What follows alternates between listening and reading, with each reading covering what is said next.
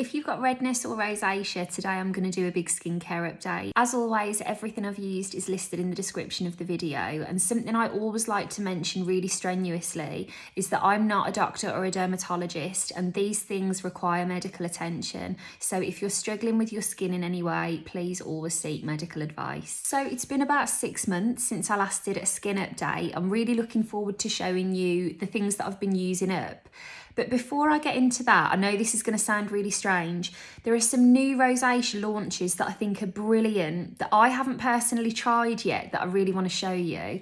And the reason being, like this time of year, when it gets colder and, you know, I've seen such a difference in my skin this year. It's definitely more dry and it's definitely playing up a bit more.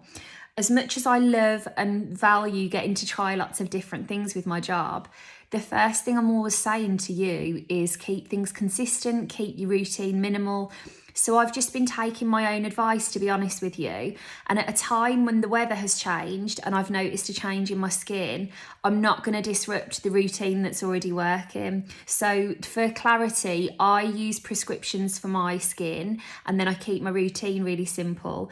A couple of these things I like, they're not a prescription, but they're the kind of ingredients that I use in my prescriptions. So I'm not going to double up on them, but they might be a good idea for you.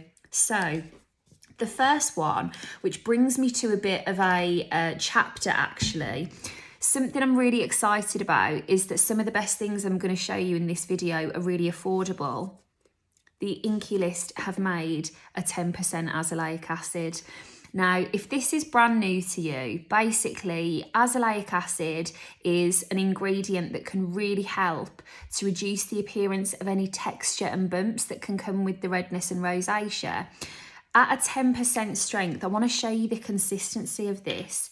The only other one that I've tried readily available on the high street is the one from The Ordinary, and it's literally the only one, but it feels like a primer. Whereas this feels like a skincare step. And for it to be a 10% strength, if you're struggling with that texture, I cannot tell you how much I would recommend giving this a try. Another thing, see how that's just gonna sink in and do what it needs to do. It doesn't look or feel as rich as the one from The Ordinary. Another thing I would just mention, I can't remember when it would have been in relation to whenever I last made a video for you, because some of the things I'm showing you here have been out for months, but I do feel a real responsibility that if you've got an issue with your skin or you struggle to find things that work, I'm not going to tell you after using something for 3 weeks, go and get it. I want to give things a long road test. I have been trying lots of different things from the Inkey List and I think they're wicked. Something I always say is that I'm very lucky sometimes in my job. I'll get to meet like the founder of a brand or the people behind the brand, and you do really get a sense of what they're trying to achieve, were the intentions for making the brand, you know, to create a business, which more power to those people, sometimes it is, or were the intentions kind of really from the heart and you can tell that there's that little spark there. And that is how I felt when I met Colette from the Inkey List. Another one that I've been using a lot is this Omega water cream.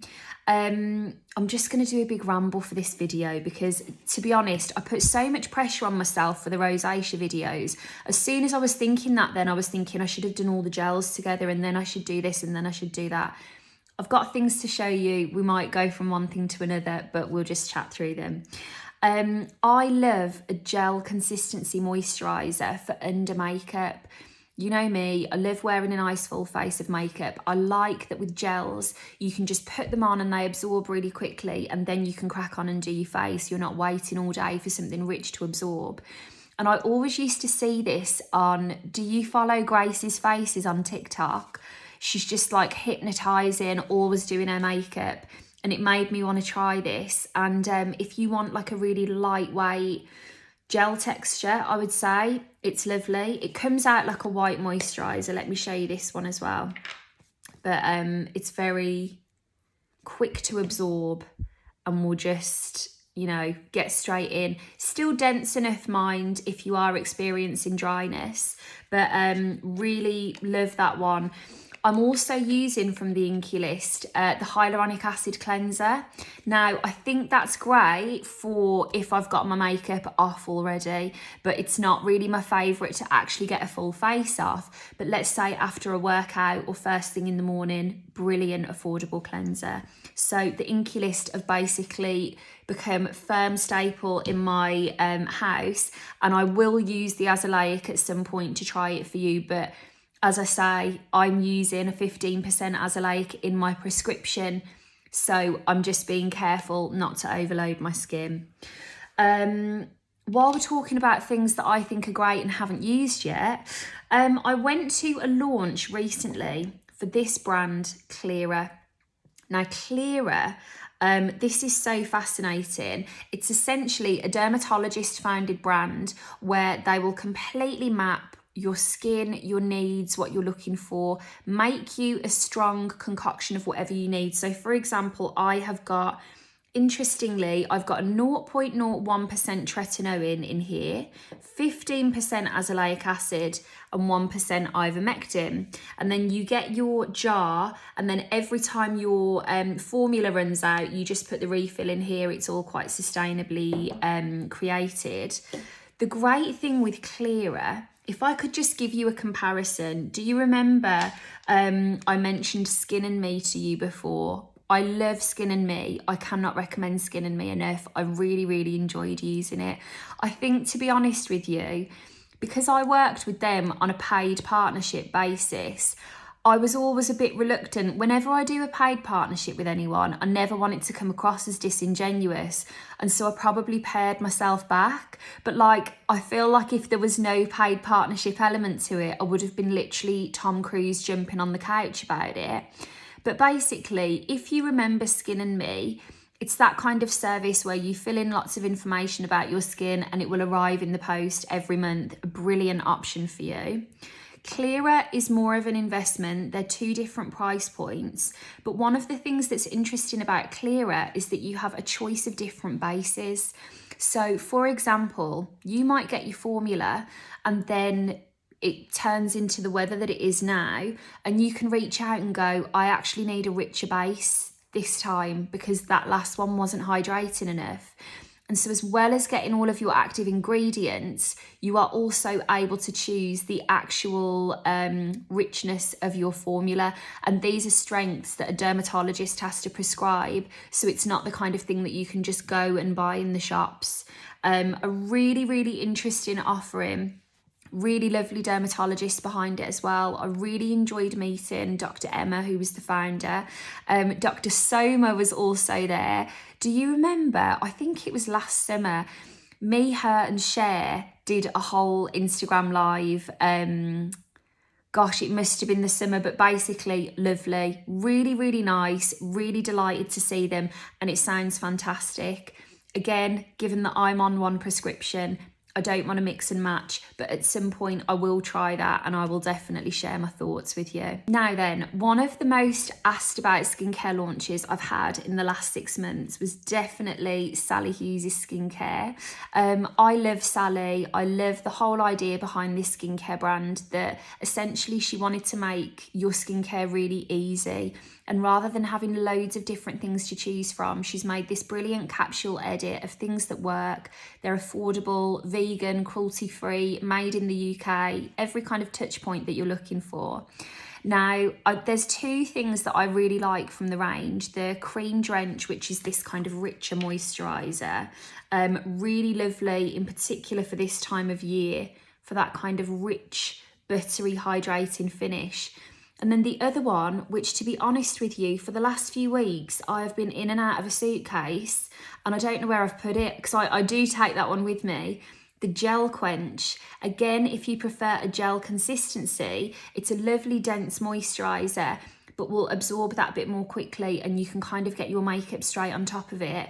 These two would be my favourite picks.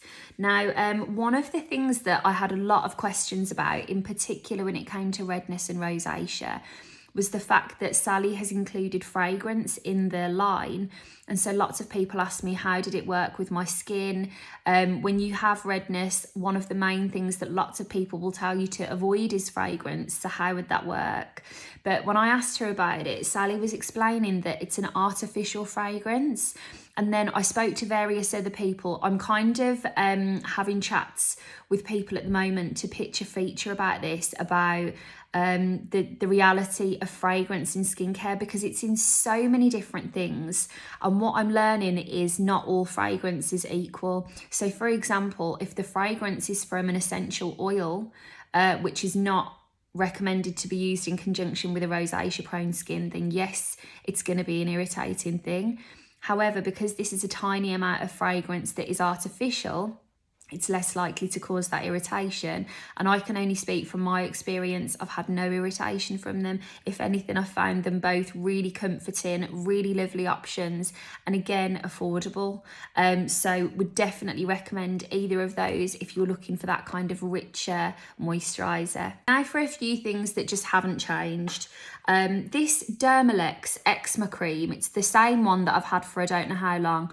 That is one of the best things I've ever bought. I'm touching wood as I tell you this, but I get a patch of eczema that flares up on that eye, and I apply this every night as like a preventative, and it hasn't flared up in a while. It will still happen at some point, but honestly, that has been brilliant, and I haven't had any trouble in a good while. I've gone through loads of Avene things over the last 6 months. My favourite cleanser of theirs has been discontinued. I'm absolutely gutted. It is literally one of my favourite products of all time, but I stockpiled it because they still had it the last I checked on Look Fantastic. So I'm still working my way through that. The best kind of alternative to it, I would say, is the Roche Posay Toleriane, another brilliant cleanser. This is slightly richer, perfect for this time of year. And do you know what I like about both of those? When you've got rosacea and you're trying to do everything really gently, that's all very well, but what if you wear as much makeup as me? This will get off even those levels of makeup. I'm keeping an eye on the time because I've only got 15 minutes. Something I wanted to bring your attention to, Clinique Moisture Surge. I've gone through a good couple of those over the summer, and I find that for me, my skin responds really well to this. Again, it's that lovely, densely hydrating gel. Really helps to ease any discomfort without being too full for under my makeup.